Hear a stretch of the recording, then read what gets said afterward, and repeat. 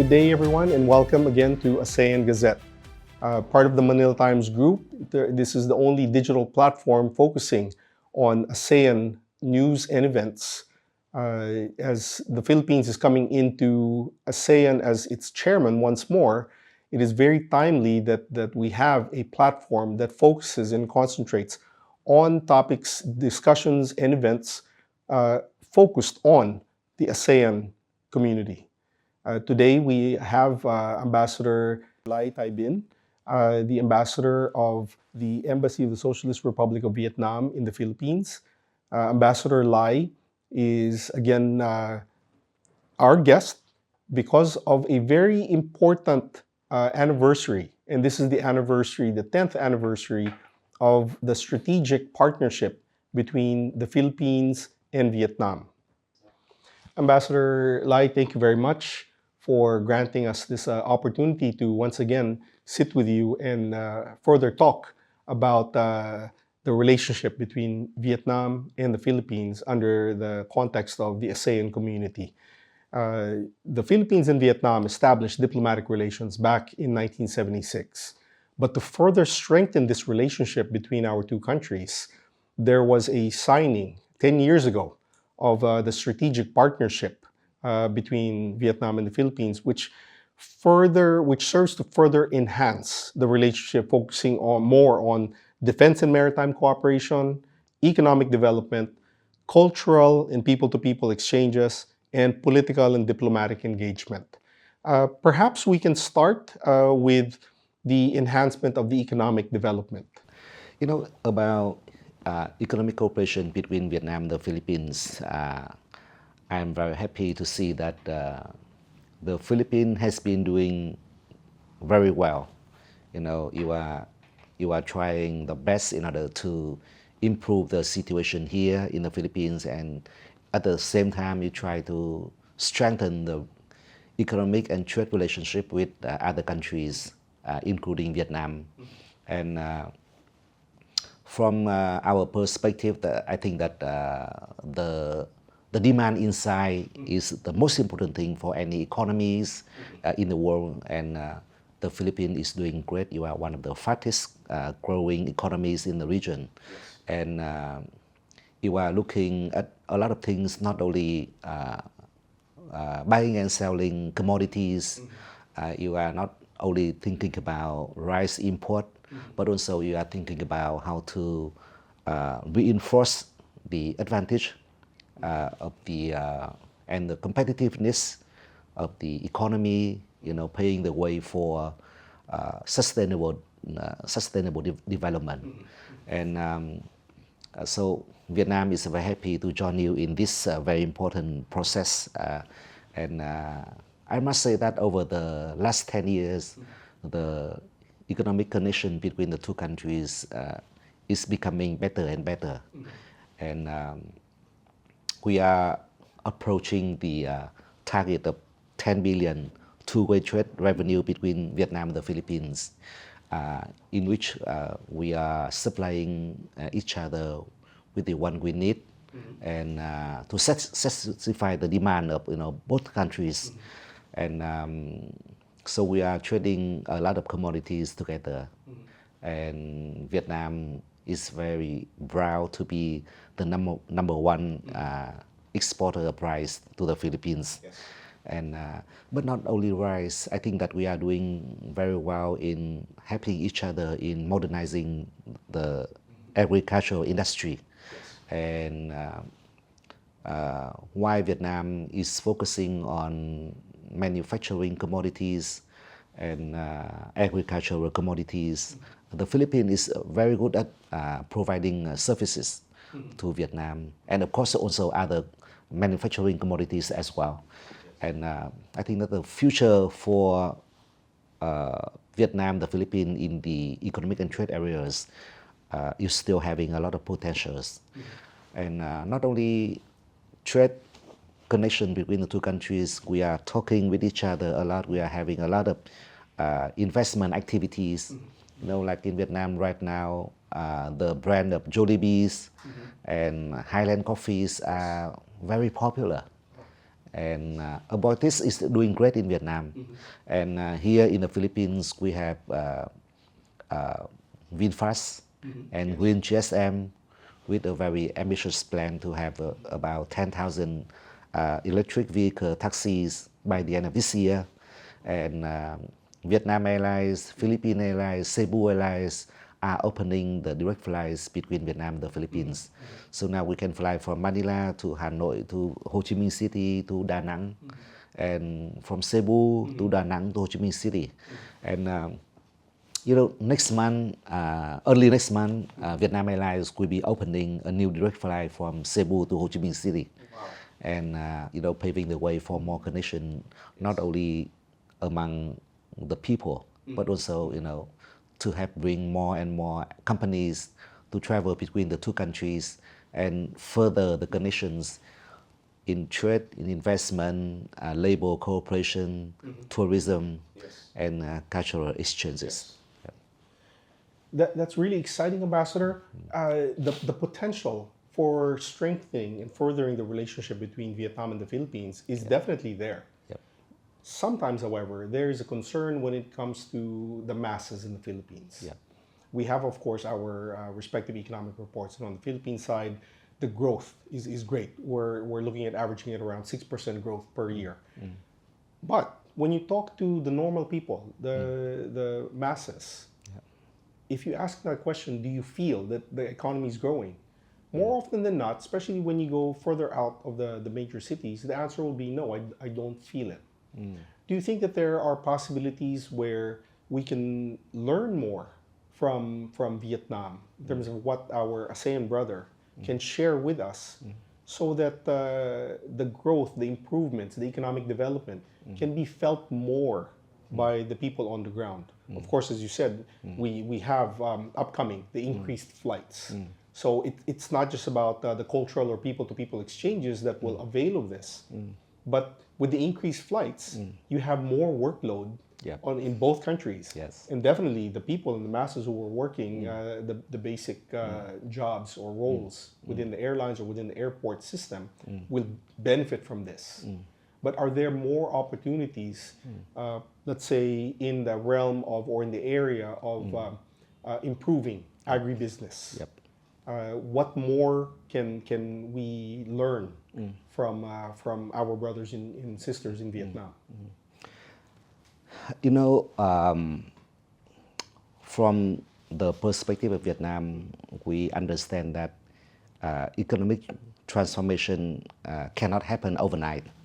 And frankly speaking, when we talk about the international economy right now, there are still a lot of difficulties. And within certain countries, there are still local difficulties as well. So sometimes when we talk with not only the people but also with certain companies, they still feel a lot of pressure, and it happens everywhere. And especially when you are about to change the economy. And but when we look at things from the systematic point of view, I think that you are doing well because first I think that the Philippines companies here are trying hard in order to improve themselves. To take advantage of the new economic opportunities here and in connection with other countries.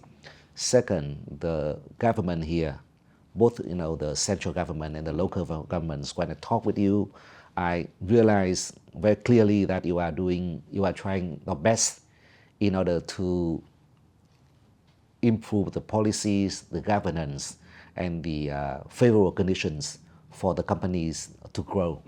And for the rice product, for example, the Marcos Jr. Administration is trying their best in order to adjust the policies, in order to support the farmers here, and to achieve a sustainable development, and to harmonize the connection between the Philippines and other countries in a very strategic commodity such as rice. And I think that for the whole economy, I think that the Philippines is doing well, because you are developing in accordance with, the development of the nation, not only the nation but also the region, and the international economy. So I think that when we combine those factors, I can say that the future. I have strong belief for the future of the Philippines economy. But when we talk about short-term perspective, Yes. yeah, sometimes it's very difficult to recognize the progress. Right.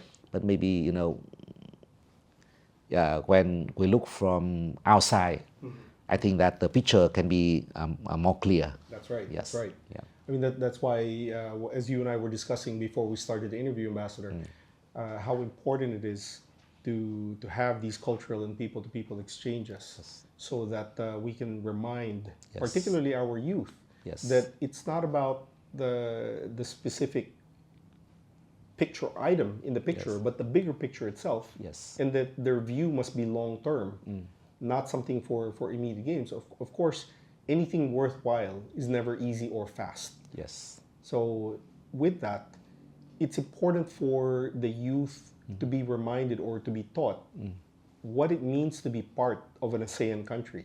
Oh. Can you share with us Oh. what are the activities in Vietnam, for teaching the next generation the importance of them being in Vietnam, which is part of the ASEAN community? Oh, you are mentioning a very interesting topic, but sometimes it's not very clear, for certain people, especially the youth, about the importance of ASEAN. But we should agree with each other that in international relations, the most important factors are mutual understanding and mutual trust and mutual benefits. And but sometimes it's not easy to have mutual understanding or mutual trust. Yes. That's why we have so many conflicts everywhere, and sometimes we cannot achieve the effectiveness of international cooperation. So ASEAN is very important. ASEAN is one of the most successful organizations in the world, and ASEAN paves the way not only for regional countries' cooperation, but also between the regional countries with the international community. And ASEAN brings, not only mutual understanding, mutual trust, but also a very effective channel for, first and foremost, for ASEAN countries to talk to each other and to enhance cooperation and between ASEAN countries and the other countries in the world. Yes. And so now, thanks to ASEAN, we can talk easily with other countries: China, the US, European countries, Japan, South Korea, Australia. And so I think that we should try to understand more, not only about us, but for the regional group, which is ASEAN, and the connection between ASEAN and the international community, in order to further develop ourselves and to further the connection within our region. Yes.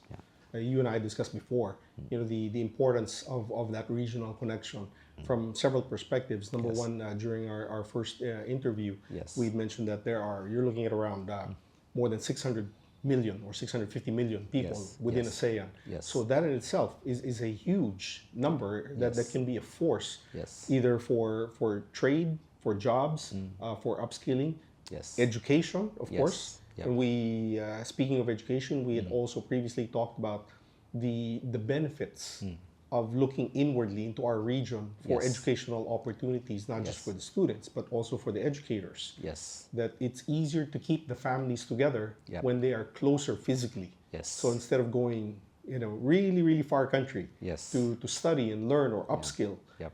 they can go within the region.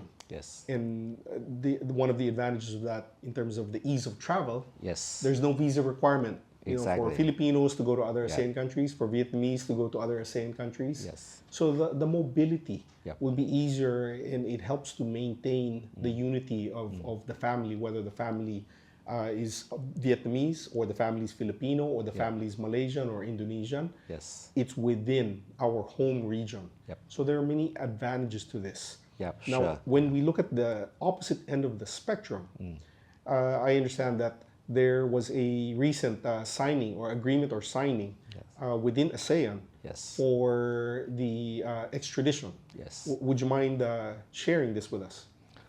Oh, the AET, the ASEAN Extradition Treaty, which was signed last week on the 14th of November this year in Manila, was a very, very important agreement among ASEAN countries, especially when we witness, Timor-Leste just joined the bloc. And, personally, I think that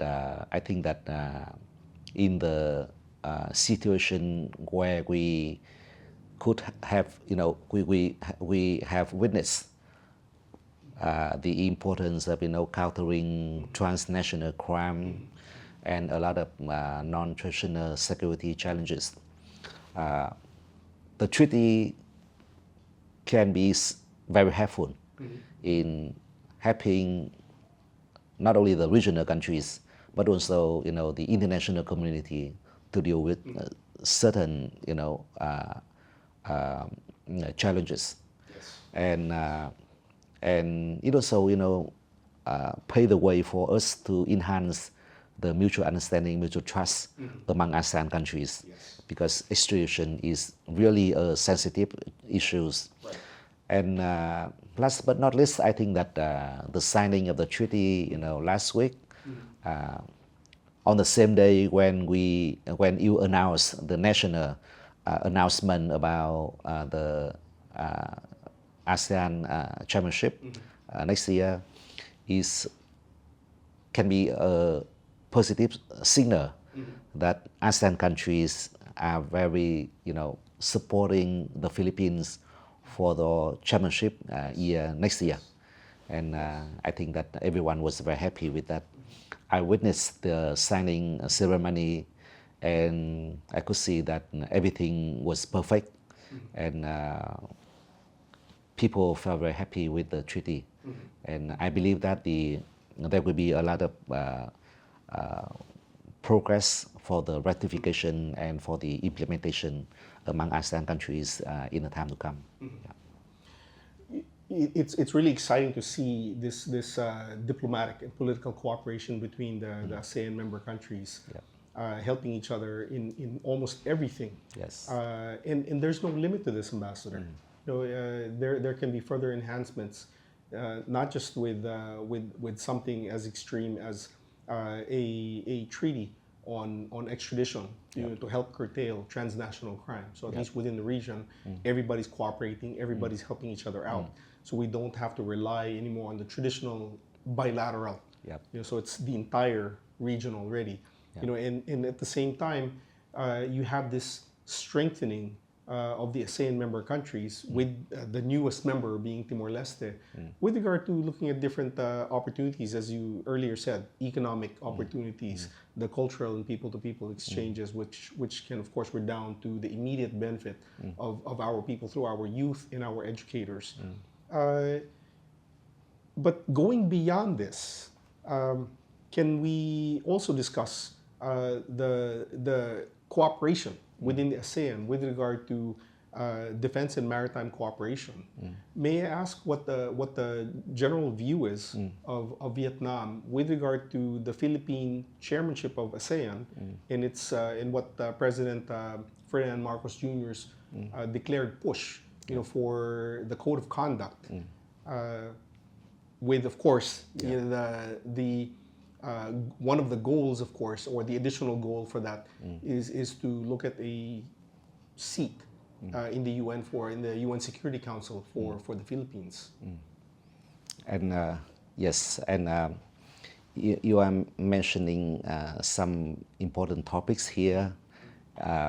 the relationship between the leaders between Vietnam, the Philippines, and among ASEAN leaders are very important to the region and for the bilateral connections between our ASEAN countries.